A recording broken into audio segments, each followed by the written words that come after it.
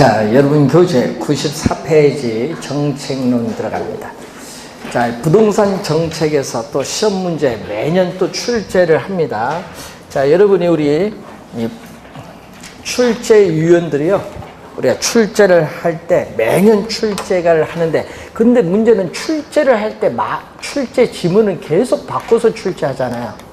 그래서 올해 또 출제 또 되는 부분이 바로 요거죠. 정부가 부동산 시장에 개입을 하는 근거, 이유, 올해 또 반드시 출제를 합니다. 그래서 이걸 잘 봐야 되는데 여러 가지 이유들이 많아요. 그 중에서 시험에 단골로 나오는 지문이 있습니다. 그게 바로 시장의 실패죠. 자, 이 시장의 실패는 자원이 비효율적으로 배분이 이루어지는 상태인데, 이 자원이 비효율적으로 배분이 이루어지는 상태를 수정 보완하기 위해서 정부는 시장에 개입을 하는 이유가 됩니다. 그래서 이 시장의 실패 원인이 상당히 많거든요. 그 원인 중에서 우리가 규모의 경제가 작용하고 있다든지, 또 뭐가 작용하고 있죠? 외부 효과가 존재한다든지, 또 공공재가 존재를 한다든지, 정보를 많이 보유한 사람과 정보를 적게 보유한 사람의 차이, 정보의 비대칭성으로 인해서 시장에 실패가 발생하고, 또 독점이나 과점 같은 불안전 경쟁 기업이 존재하면은 시장에 실패가 발생을 합니다. 자, 그러면은 이 관련해서 특히 요 두 지문이 좀 주의해 두시면서 올해는 특히 외부 효과를 좀 주의를 많이 해 두셔야 돼요. 시험 문제, 시장 실패 원인 중에서.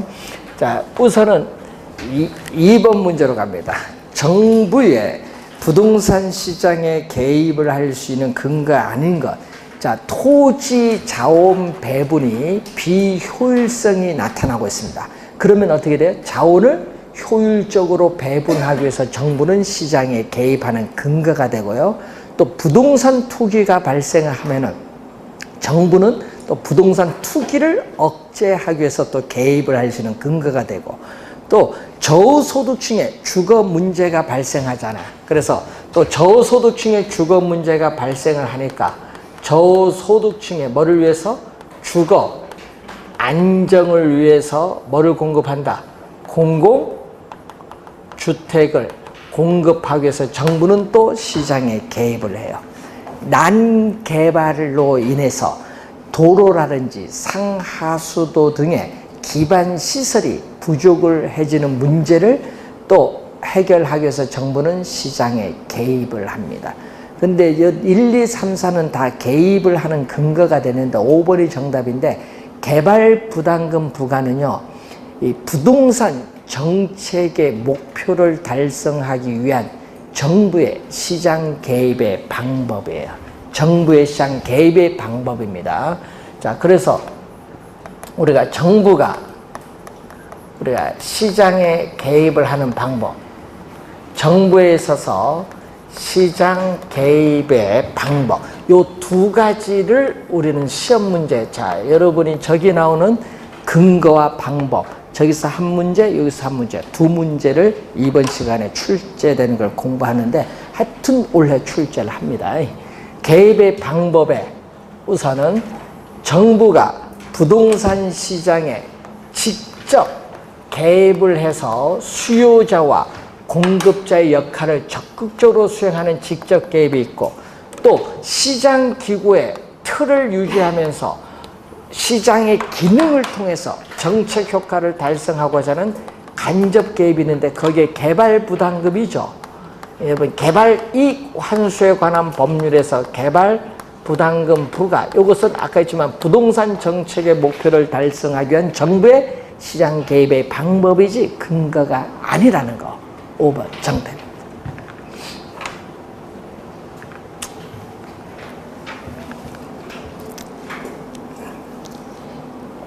자, 5번 문제로 갑니다. 정부의 부동산 시장 개입에 대한 설명 중 틀린 것, 시장의 실패를 보완하고 자원 배분의 효율성을 높이기 위해서 개입을 할 수 있다. 또 맞죠? 소득 재분배, 예를 들어서 뭐 누진세를 부과한다든지 소득 재분배, 주거 복지 증진 등 사회적 목표를 달성하기 위해서 또 개입을 할 수 있습니다. 부의 외부 효과가 발생하는 경우에 세금 부과나 규제 등을 통해서 자원 배분의 비효율성을 감소시킬 수 있는데, 자, 이 외부 효과가 나오죠. 자, 외부 효과는 자, 시장 내에서 수요와 공급에서 가격이 결정되는 장소가 시장 기구입니다. 근데 시장 기구를 통하지 않고라는 것은 시장 내에서 가격이 결정되는 것이 아니라 시장 경계 바깥 외부에서 가격이 결정이 되고 있기 때문에 외부라는 명칭이 붙었어요. 그리고 거래의 당사자가 아닌 누구? 제3자.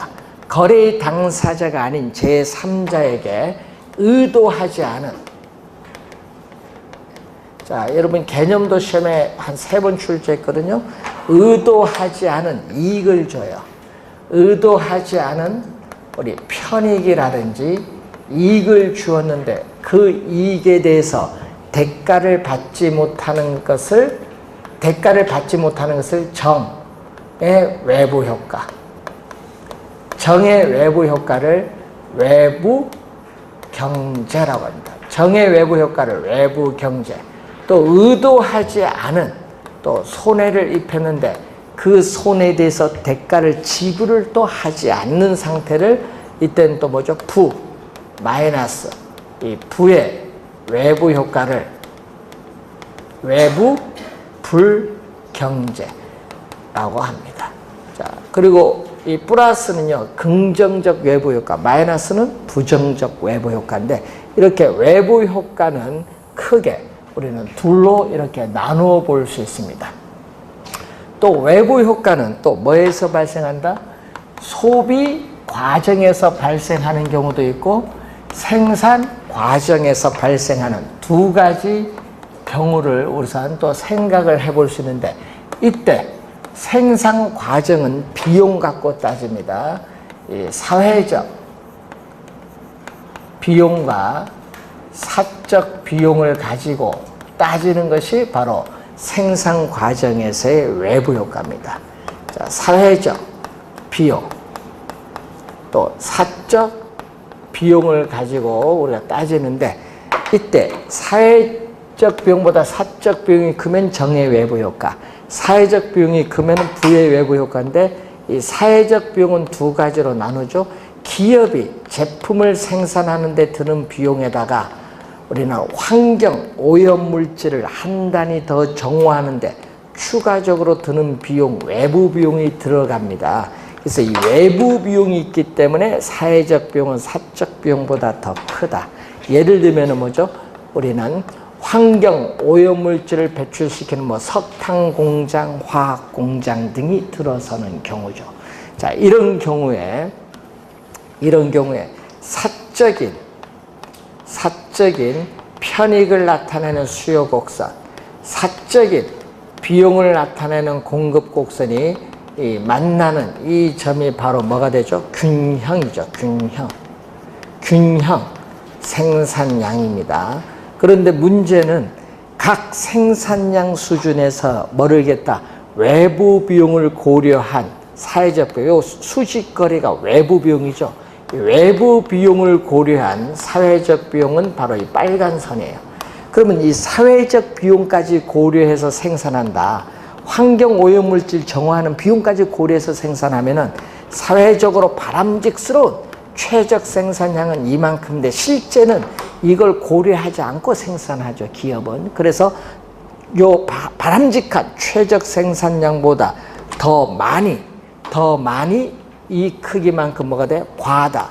더 많이 균형 생산, 바람직한 최적 생산량보다 더 많이 과다 생산되기 때문에 사회적으로 바람직한 양만큼 생산량을 줄이기 위해서는 세금, 공장에 대해서 우리는 공해세와 같은 세금을 부과를 해야 된다. 그래서 부의 외부 효과가 발생하면은 세금 부과를 한다든지 토지 이용 규제 등을 통해서 자원 배분의 비효율성을 감소시켜야 된다. 이게 3번 지문 설명. 4번 공원 등과 같은 공공재인데, 자, 이 공공재입니다. 자, 이 공원 등과 같은 공공재인데, 이 공공재도 뭐죠?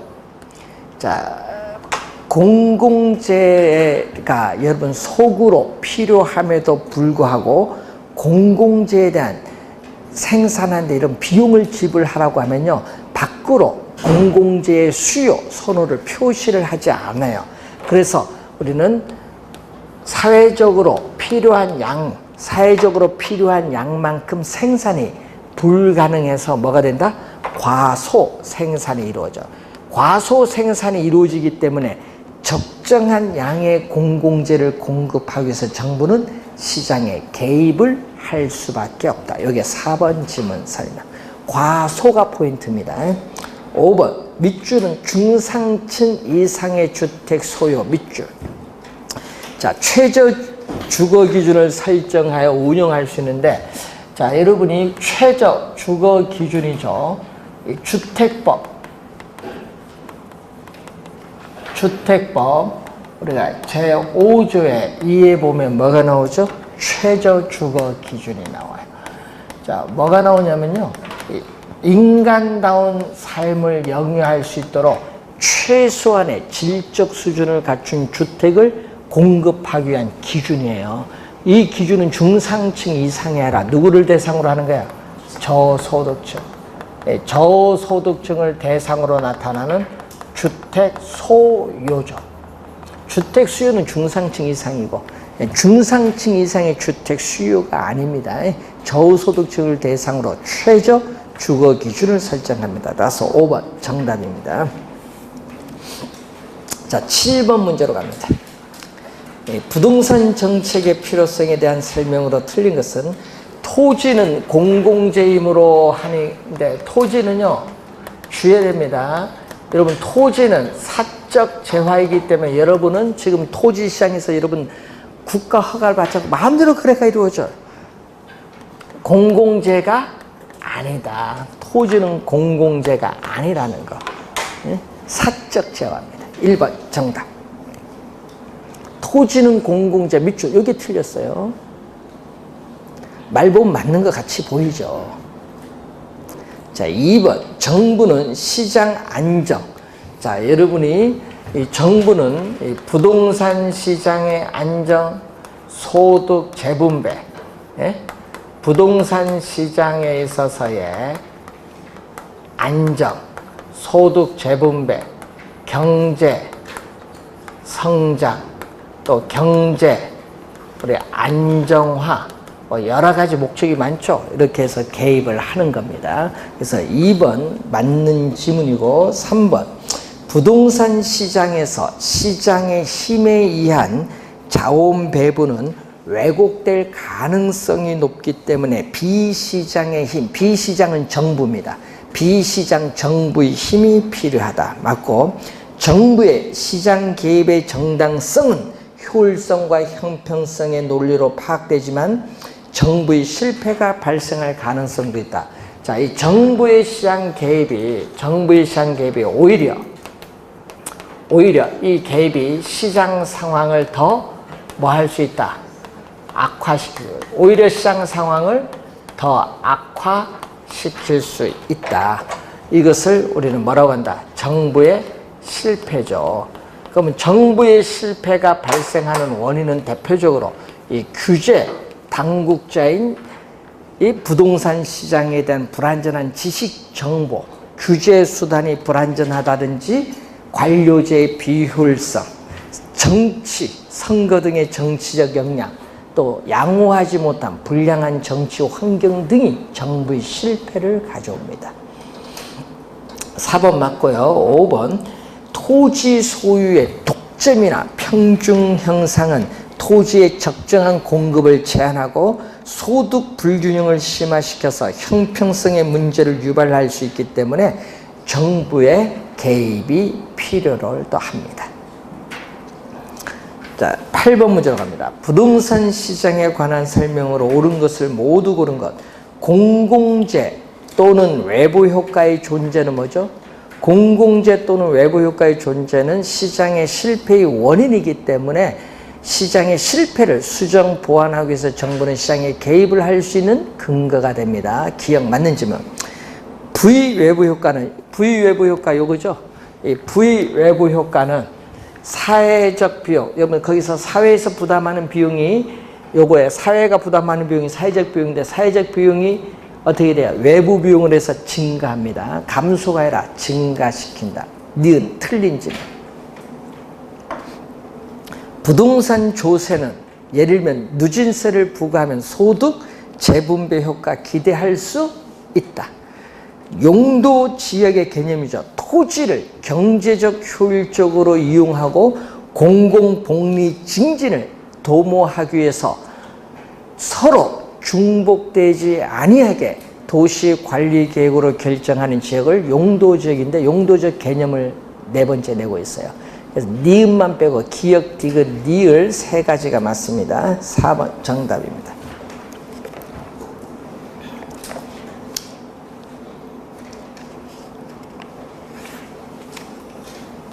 자, 10번 문제로 갑니다. 자, 뭐 9번, 10번 비슷하거든요. 이제 외부 효과, 몇 가지 외부 효과 풀어보겠습니다. 외부 효과에 관한 설명으로 틀린 것은 외부 효과란 경제 주체의 행위가 시장 기구를 통하지 않고 의도하지 않은 제3자에게 긍정적 효과는 정의 외부 효과, 부정적 효과는 부의 외부 효과를 발생시킵니다. 맞는 질문, 개념이고요. 소비 과정에서 요죠. 소비 과정에서 정의 외부 효과는 소비는 뭐 갖고 따져야 했죠? 편의. 정의 외부 효과는 교육, 서비스라든지 또는 독감 예방 주사를 맞는 행위인데 요게 크면은 정의 외부 효과입니다. 그리고 사회적, 뭐 술, 담배 소비하는 거 있죠. 술, 담배 소비를 하는데 사회적 편익보다 사적 편익이 크면은 부의 외부 효과입니다. 술, 담배 소비인데 그래서 정의 외부 효과는 사회적 편익이 사적 편익보다 더 크다. 2번 맞는 질문이고 3번 생산 과정에서 부의 외부 효과는 요거죠. 생산 과정에서 부의 외부 효과는 사회적 비용이 사적 비용보다 크다. 3번 맞는 질문. 4번 토지 이용 규제는 부의 외부 효과를 제거하거나 차단, 완화시켜주는 역할이 있습니다. 맞는 질문. 토지 이용 규제는, 자, 밑줄은 정부의 실패가 전혀 없는, 밑줄, 여기 틀렸죠? 여러분, 시장의 실패를 수정 보완하기 위해서 토지 이용 규제를 할 수도 있지만 이 규제가 너무 심하게 되면 오히려 정부의 실패가 나타날 수도 있어요. 그래서 정부의 실패가 전혀 없는 하면 틀린 질문입니다. 그러니까 여기 규제라는 게 또 적절해야 되는 거예요. 자, 11번 문제. 외부 효과에 관한 설명으로 틀린 것은 한 사람의 행위가 제3자의 경제적 후생, 이익을 주거나 손해를 주거나 하여튼 후생에 영향을 미치지만 그에 대한 보상이 이루어지지 않죠. 대가를 지불하거나 받거나 없어요. 보상이 이루어지지 않는 형상입니다. 1번 개념입니다. 맞고 2번 매연을 배출하는 석탄 공장에 대한 규제가 전혀 없다. 규제가 없으면 뭐냐? 석탄으로 인한 분진이 나타나서 여러분 건강에 심각한 영향을 줘요. 그래서 어떻게 돼? 석탄 공장 주변 지역에 주민들에게 주택 가격 하락이라는 부의 외부 효과가 발생합니다. 맞는 질문이고 부의 외부 효과가 발생을 하게 되면은 이 소송에 따르는 법적 비용이라든지 징상, 조사의 어려움 등으로 인해서 당사자 간의 해결이 곤란한 경우가 많습니다. 부의 외부 효과를 발생시키는 공장에 대해서 이렇게 세금이라든지 부담금을 부과하면 뭐가 돼? 세금이나 부담금을 부과하면요 생산비가 상승을 해요. 생산비가 상승하면 이전보다 제품의 공급이 증가합니까? 감소합니까?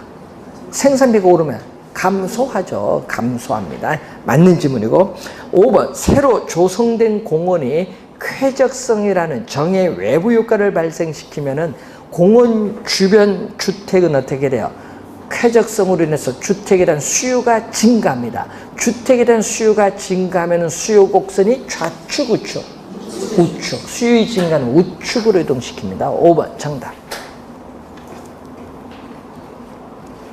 자, 12번. 외부 효과에 관한 설명으로 틀린 것은 부의 외부 효과에 대한 규제.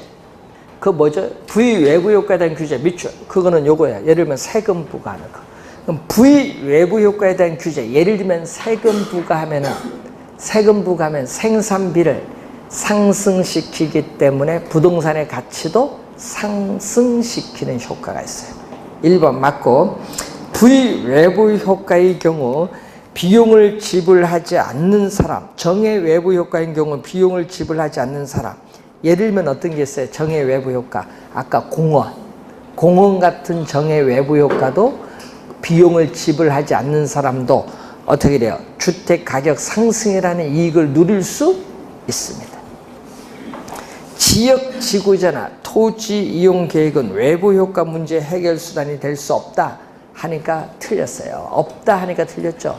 자, 여러분이 사적인 시장이 외부 효과에 대한 해결책을 제시해 주지 못할 경우에 이 지역 지구자가 이 외부 효과를 문제를 해결해 주는 부동산 정책의 한 방법으로 사용돼요. 그러니까 해결 수단이 될 수 있다. 틀린지만. 부동산의 특성 중 부동성, 인접성은 외부 효과와 발생과 관련이 있습니다. 부의 외부 효과가 발생하는 재화, 요거죠. 부의 외부 효과가 발생하면 시장에만 맡겨두면 뭐가 돼? 과다. 지나치게 많이, 이게 과다. 지나치게 많이 생산, 과다 생산.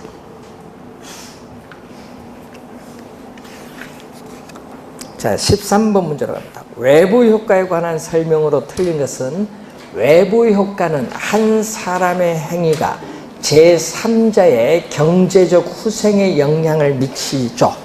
근데 그에 대한 지급된 보상을 제3자가 인지하지 못하는 행상. 1번 정답인데, 여러분 보상 이루어지면 안 돼요. 보상이 이루어지지 않아야지. 그러니까 틀린 지문이죠. 대가를 지불하지도 않고 대가를 받지도 않는 거예요. 보상이 이루어지지 않는 형상입니다. 1번 정답. 정의 외부 효과는 지역 이기주의 형상으로서 정의 외부 효과는 뭐죠? Please, in my front yard. 나의 앞마당에는 공공 편의 시설이 들어오는 오케이. 이것을 우리는 PIMP 형상이라고 하고, 부의 외부 효과는 나 들어와서는 안 돼요. in my, 나의 backyard, 뒷마당에는 위험, 혐오, 공해 시설이 들어서는 안 된다. 이걸 뭐죠? NIMBY 형상이 나타나죠. NIMBY 형상. 자, 부의 외부 효과를 완화하기 위한 수단으로서 뭐가 있어요? 세금을 부과하거나 오염 배출권에 대한 거래 제도가 있습니다. 자, 정의 외부 효과를 장려하기 위한 수단으로서 보조금 지급이 있는데, 자, 예를 들어서 사적인 편익을 나타내는 수요 곡선과 사적인 비용을 나타내는 공급 곡선이 또 만나는 점에서 균형이죠. 이게 바로 균형 소비량이에요. 균형 소비량인데 또 각 소비량 수준에서 뭐가 더 높다? 사회적 편익이 더 크죠. 그래서 각 소비량 수준에서 이만큼 더 편익이 더 높아요. 그래서 이게 바로 사회적 편익입니다. 그럼 이 사회적 편익을 고려한 사회적으로 바람직한 최적 소비량은 요거죠. 사회적으로 바람직한 최적 소비량은 요건데, 문제는 이렇게 가죠. 네? 실제 더 적게 소비되잖아요. 이만큼 뭐가 돼? 과소. 사회적으로 바람직스러운 최적 소비량에 비해서 과소 소비가 되니까 소비량을 더 최저까지 늘려주기 위해서는 국가는 여러분 독감 예방주사 맞을 때 교육 수업에 대해서 뭐를 지급한다? 보조금을 지급해요. 또 기술 혁신에 따라서 또 기술 파급 효과를 사회적 비용이 줄어드는데, 여기도 뭐가 돼? 과소 생산되니까 생산량을 바람직한 양만큼 늘려주기 위해서 또 보조금을 지급하는 거고, 여기는 술, 담배를 또 사회적으로 바람직스러운 소비량보다 더 많이 과다 소비하니까 또 소비를 줄이기 위해서 또 뭐를 부과한다? 세금을 부과하죠. 주류세, 담배 소비세를 부과하는 겁니다. 자, 개념 잘 아는데 보조금 지급은 뭐다? 정의 외부 효과. 5번, 공장이 설립된 인근 지역에는 당해 공장에서 배출되는 폐수 등으로 인해서 뭐가 발생하죠? 공장 부의 외부 효과가 발생할 수 있다. 5번 맞는 질문입니다. 자, 공공재로 갑니다. 공공재에 관한 설명 중 옳은 것은 소비에 있어서의 비경합성이다. 공공재의 특성. 공공재는 이 두 가지 특성을 갖추어야 공공재인데, 자, TV. 자, 여러분, TV 방송 시청을 해요. 본인이 시청을 하면 다른 사람은 또 이익이 줄어드는 것이 아니라 다른 사람도 똑같은 드라마 보면서 만족 똑같이 얻어요. 예? 그래서 어떻게 돼요? 소비의 역을 뭐라고 한다? 비경합성. 경합이, 소비에 있어서 경합이 일어나지 않고요. 공동 뭐 한다? 소비를 하는 거예요. A 맞죠? C 보세요. C를 봤더니 뭐가 나오죠? 그 박스에 모든 소비자에게 균등 배분된다. 모든 소비자에 균등 배분된다는 것은 소비의 뭐다? 비배제성을 얘기해요. 비배제성. 균등 배분된다. 뭐 국방 같은 거. 자, 국방 서비스인데, 자, 이런 본인이 소비를 한다고 해서 다른 사람이 소비 배제시킬 수는 없죠. 다른 사람도 똑같이 거기에 대해서 국방 서비스 혜택을 얻고 있어요. 자, 그래서 이러한 소비의 비경합성, 비배제성으로 인해서 공공재는 뭐를 가져온다? 우리는 공공재를 사용하는데 아무런 대가를 지불하지 않고 뭐를 공짜로 이용하고자 하는 뭐가 발생하죠? 무임승차자 문제가 발생해요. 공공재는. B 보면요. 시장 수요 곡선은 개별 수요 곡선 수직의 동그라미. 수평이 아닙니다. 여러분, 사적 재화는 개별 소비자들의 수요량을 수평으로 다 더해줘서 시장 수요를 구하는데 수평인데 공공재는 아니에요. 공공재는 사적 재화가 아닙니다. 자, 예를 들어서 도로 주어졌어요. 도로 주어졌어요. 그럼 주어진 우리 양을 소비자들은 그 양에서 다 수직으로 다 더해줘. 수평이 아니라 주어진 양에서 수직으로 수요량을 다 더해줍니다. 공공재는. 그러니까 수평이 아니라 뭐죠? 수직이라는 걸 꼭 명심하도록 합니다. 5번 정답. 자, 15번. 공공재에 관한 설명으로 틀린 것은 공공재의 소비에는 두 가지 특성, 비경합성, 비배제성이 있고 공공재의 공급을 사적 시장 기구에 맡기면요. 공공재에 대한 수요, 선호를 표시하지 않기 때문에 사회에서 필요한 양만큼 충분히 생산하기가 틀렸어요. 사회에서 필요한 양만큼 충분히 생산이 불가능해. 생산이 불가능하기 때문에 과소 생산 공급되는 경향이 있습니다. 2번 정답. 공공재는 일반적으로 정부가 세금이나 공공기금, 예를 들면 주택도시기금 있죠? 공급하는 경우가 많고요. 공공재, 예를 들면은 공공재, 도로, 공원 등의 공공재는 외부 효과를 유발하는 경우가 많아요. 도로 신설되거나 공원 조성되면은 주변 부동산 가격이 오르는 외부 효과 발생할 수 있습니다. 잘 보존된 살면 산림은요, 사적 재화예요. 사적 재화인데 여러분에게 뭐 산림 보호해주면은 어떻게 돼요? 쾌적성이라는 사회적 효용을 제공해줘요. 그래서 보존을 잘 해야 돼. 그래서 잘 보존된 산림을 우리 뭐라고 한다? 잘 보존된 산림은 사적 재화이면서 공공재료가 아니에요. 공공재적인 성격을 가진 재화이기 때문에 우리는 보존을 될 수 있는 대로 해야 된다는 거죠. 요즘 말이 많은 게 태양광 사업이거든요. 농촌에.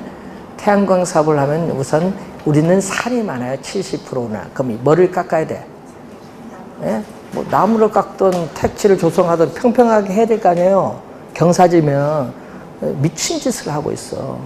한번 여러분 택지를 조성하든 나무를 베면요, 그거 원래대로 복구, 토지는 복구 안 될 거고, 경사진 토지는 평평에 가면은, 그리고 베면은 그거 어떻게 돼요? 회복하는데 몇십 년이 가잖아요. 그걸 지금 하고 있는 거야. 미친 짓이지. 우리나라는 태양광 사업 안 맞습니다. 예? 우리나라 근데 그걸 하고 있어요. 땅이 많은 국가나 많은 거지. 사막 그런 데나 하는 거지. 우리나라도 상당히 이게 나중에 문제가 생겨요. 예? 함부로 개발하면 안 되는 거예요. 그러면. 예? 그래서 그런 게 우리가 아까 전에 잘 보존된 산림 여러분에게 막 주는데 그런 걸 함부로 막 하니까 어떻게 돼요? 요즘 이렇게 무더위가 오는 거예요. 함부로 개발하면 안 돼요. 개발은 온난화 현상을 가져오는 주범이에요. 항상. 환경 파괴는. 자, 16번으로 갑니다. 토지 이용 규제의 대표적 수단인데, 자, 토지 이용 규제는 뭐죠? 자, 토지 이용 규제는 사회적으로 바람직스럽지 못한 토지 이용 활동을 바람직한 방향으로 유도시켜주기 위한 법적 행정적 조치를 취해주는 걸 말하는데, 이 지역지구제는 토지 이용에 수반되는 부의 동그라미, 부의 외부 효과를 제거하거나 완화시킬 목적으로 지정하죠. 자, 토지 이용 규제의 대표적 수단이 우리는 지역, 지구제나 개발권,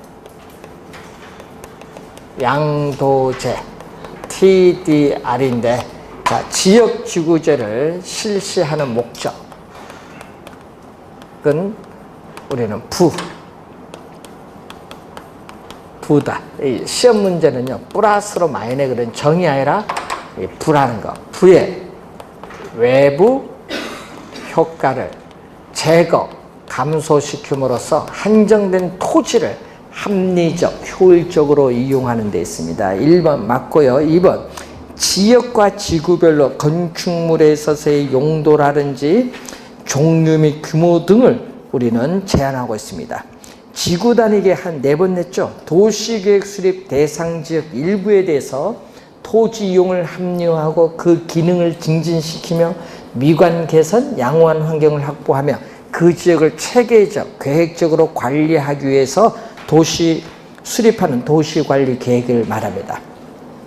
국토의 계획 및 이용에 관한 법령상 용도지역은 4가지가 있어요. 도시지역, 관리지역, 농림지역, 자연환경 보존지역에서 우리 도시적인 다시 주상공록 4가지가 있습니다.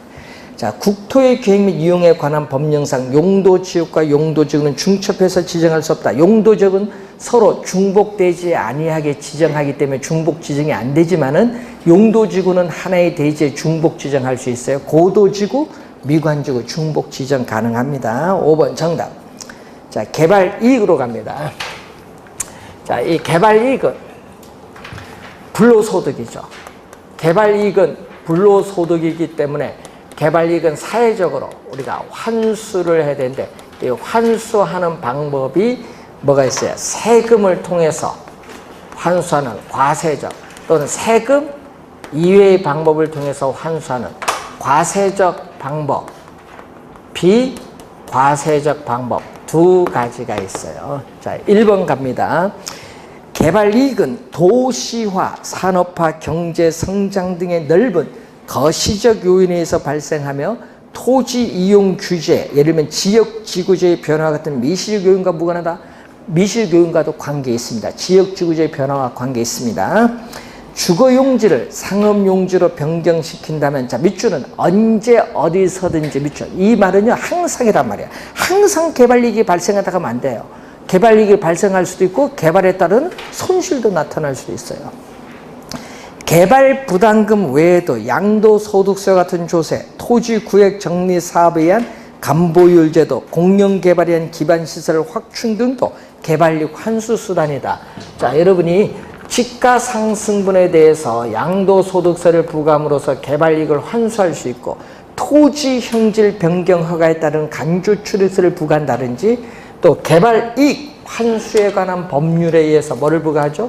개발 부담금을 부과하는 제도라든지, 요즘 많이 나오죠, 뉴스에. 재건축 초과이익 환수에 관한 법률에서 재건축 부담금을 부과하는 제도, 이제 배우시게 될 토지 은행 제도라든지, 예?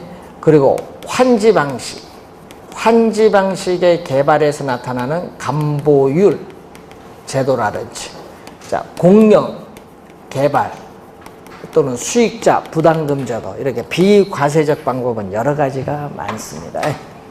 자, 3번 정답이고, 수도권 정비계획법에 의한 과밀 부담금은 개발 이익 크기에 따라 부담금 액수가 달라지므로 개발이익 환수 수단, 과밀 부담금은 개발이익 환수 수단이 아니라 수도권의 인구가 집중됨으로써 도시 규모가 과밀되는 것을 막기 위해서 부과하는 거예요. 그래서 틀렸고, 공공의 개발 사업자, 예를 들면 LH가 토지를 개발할 때는 개발이익을 발생하지 않는다? 개발이익을 발생시킵니다. 그래서 개발이익이 발생 주로 한다. 틀린 질문 18번. 그린벨트 개발제한구역 지정의 긍정적 효과가 아닌 것. 자, 우선 1번은 시험에 많이 나오죠. 도시의 무질서한 확산, 팽창을 억제, 방지하기 위해서 개발제한구역을 지정하죠. 예? 2번, 도시의 수평적 확장을 억제하여 대도시 주변의 경작지나 녹지 훼손을 방지하기 위해서 지정하는 목적이 있고, 대도시와 중소도시 사이에 개발 제한 구역이 가로막고 있기 때문에 도시 연담화, 도시와 도시가 대도시 중소도시를 연결하는 현상을 방지합니다. 촉진하는 것이 아니라 방지한다는 긍정적 효과가 있어요. 3번 정답. 또 개발 제한 구역으로 지정되면 도시의 개발 가능 토지가 점점 줄어들어요. 줄어들면서 인구가 또 완화돼, 인구 증가가 완화되면서 도시 내 토지를 고밀도, 높은 밀도로 이용하면서 한정된 토지를 효율적으로 이용할 수 있도록 해줍니다. 3번 정답이 되겠고요. 자, 19번 토지은행 제도인데, 자, 직접 개입. 자, 직접 개입에 있어서 토지 비축 제도를 토지은행 제도라고 합니다. 토지 비축 제도를 토지은행 제도, 그리고 공영 개발 라든지 토지 수용이라든지 또 공공 주택 공급, 분양가 규제, 임대료 규제, 도시 개발 사업 뭐 많죠. 자, 토지은행 제도는 2009년 2월 공공 토지의 비축에 관한 법률이 국회에서 통과되면서 우리나라에도 공공토지를 비축하는데 시험 문제는 하여튼 개념을 많이 내죠. 개념. 그래서 개념을 하여튼 단골인데, 비축을 하는 것은 항상 현재가 아닌, 뭐를 위해서 비축? 미래를 위해서 비축을 한다는 걸 항상 염두에 두시면서 우리가 공부를 하시면 되겠죠. 자, 그러면 1번. 공공이 장래에 필요한 토지를 미리 확보하여 보유하는 제도 개념이 나와 있고요. 2번, 3번은 장점이에요. 토지은행에 있어서의 장점, 단점이 지금 나오고 있습니다.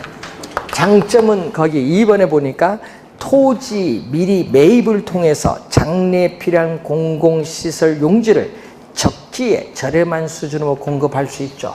왜? 미리 저렴하게 토지를 매입을 하기 때문에 공공용지를 우리는 또 확보를 해서 적기에 공급할 수 있고, 또 어떻게 돼? 저렴하게 토지를 매입해서 민간에게 비싼 가격으로 매각을 함으로써 개발 이익을 또 사회적으로 환수할 수 있는 장점이 있어요. 또 개인에 의한 무질서하고 무계획적인 개발을 막을 수 있기 때문에 도시계획 목표 달성에 기여할 수 있다. 요거 2번, 3번은 장점이고요. 4번은 단점입니다. 단점. 적절한 투기 방지 대책이 없이 토지를 대량으로 매입을 할 경우에는 주변 지역에 집가를 앙등시킬 우려가 있고 투기를 발생시킬 수도 있는 문제점이 있고, 또 미래 용도가 불분명할 경우는 정부 스스로 투기자가 될 수도 있고, 또 매입 시와 매각 시까지 오랜 기간 동안 보유하면서 관리를 해야 되는 문제점인데, 또 가장 큰 문제점은 토지를 대량으로 매입을 하는데 돈이 들어갈 거 아니에요. 토지 매입 비용 부담이 뭐 한다? 예? 증가를 한다는 또 문제점이죠. 토지 매입 비용이 많이 들기 때문에 매입 비용 부담이 증가합니다. 자, 5번. 토지 양도 의사 표시가 전제된다는 점에서 토지 수용 제도보다 토지 소유자의 사적 권리에 대한 침해 정도가 뭐다? 가장 크다. 크다 하니까 틀려요. 여러분이 수용 방식은요, 수용을 하기 때문에 강제 수용이잖아요. 그럼 토지 소유자의 권리가 완전히 뭐가 돼? 소멸돼요. 보상평가를 통해서 보상을 주기 때문에. 그래서 토지 소유자에 대한 사적 권리의 침해 정도가 가장 큰 건 무슨 거죠? 권리 소멸되는 수용 방식이에요. 그래서 5번 정답. 자, 21번 문제로 갑니다. 토지 비축 제도에 관한 설명으로 틀린 것은, 자, 토지 비축 제도는 정부가 직접적으로 부동산 시장에 개입하는 정책 수단, 직접이 포인트 맞습니다. 토지 비축 제도의 필요성은 토지의 공적 기능이 확대됨에 따라 커질 수 있고, 토지 비축 사업은 토지를 사전에 비축하여 산업단지 조성 같은 장래 공익사업의 원활한 시에 또 토지시장 안정에 기여할 수 있고, 토지 비축 제도는 사적 토지 소유의 편중 형성으로 인해서 발생 가능한 토지 보상 비용 등의 높은 비용 문제를 완화시켜 줄 수 있죠. 왜냐하면 저렴한 토지를 미리 매입을 하잖아요. 그래서 미래의 용도를 위해서 미개발된 토지를 저렴하게 대량으로 매입해서 미래 적시에 공공시설 용지 공급해 주거나 또는 민간에게 비싼 가격으로 매각 임대하는 제도를 말하죠. 그러다 보니까 비축 대상 토지에, 여러분 비축 대상 토지에 비축의 목적에 따라 수요 공급 조절령이 있어요. 수요 공급 조절령은 지금 나오는 토지 시장의 안정을 위해서 수요 공급 조절령으로 비축하는 경우 있고, 또 산업단지 조성, 아까 공익사업의 원활한 시행과 관련해서 공공개발용으로 또 우리 비축을 해요. 자, 5번 공공토지의 비축에 관한 법령상 비축토지는, 자, 밑줄은 각 지방자치단체에서 직접 관리, 밑줄. 여러분 지방자치단체에서 직접 관리하는 것이 아니라 누가 관리한다? LH, 한국토지주택공사에서 법적으로 토지 비축 업무를 부여받아 현재 수행하고 있습니다. LH에서 관리합니다. 그래서 LH에 공공토지 비축을 한 심의위원회가 있고, 위원장은 국토교통부 장관입니다. 자, 22번 정부나 공공기관이 토지 시장에 직접 개입을 하여 토지에 대한 수요자 및 공급자의 역할을 적극적으로 수행하는 토지정책의 직접 개입수단, 요거 직접 개입수단이 아닌 거 지역지구제인데, 지역지구제는 토지이용 규제입니다. 그래서 3번 정답입니다. 자, 23번 부동산 시장에 대한 직접 개입수단은 모두 몇 개이냐. 거기 보면은 공공토지 비축은 직접 개입이고요. 종합부동산세나 취득세 이런 세금은 뭐다? 간접 개입이고, 또 임대료에 대한 보조금 지급도 간접 개입이에요.